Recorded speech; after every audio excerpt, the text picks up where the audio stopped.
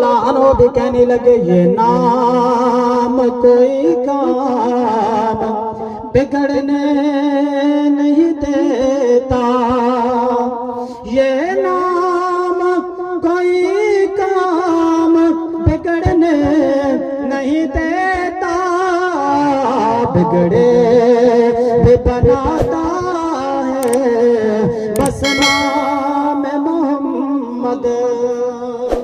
हजरत सफीना कहने लगे वो शेर जो हमलावर होने के लिए तैयार था अब तुम हिलाता हुआ साहबी रसूल के कदमों में हाजिर हो गया और आपके कमालात जिस्मी तो फिर बेमिसल और बेमिसाल हैं।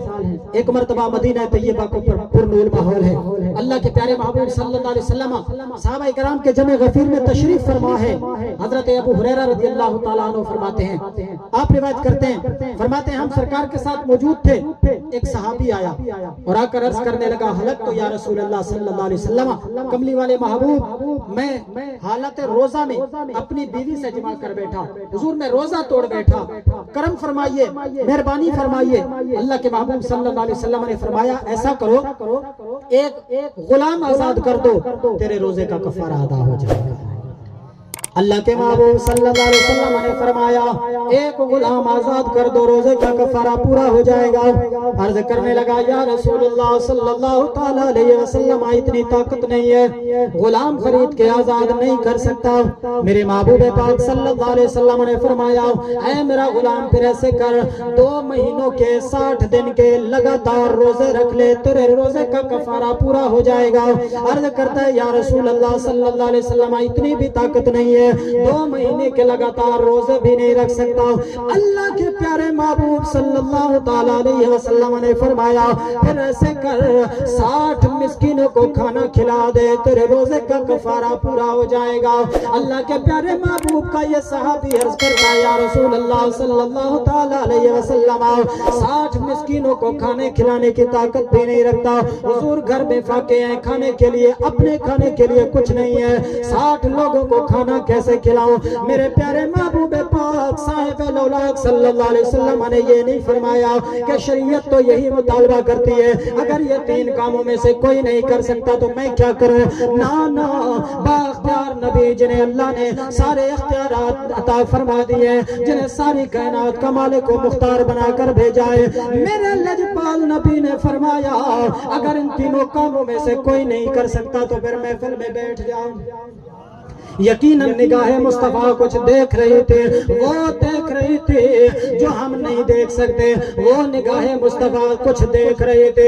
इसीलिए तो आला हजरत बरेली के ताजदार बोले जिस तरफ उठ गए दम में दम आ गया, जिस तरफ उठ गए दम में दम उस निगाह इनायत पे लाखों सलाम।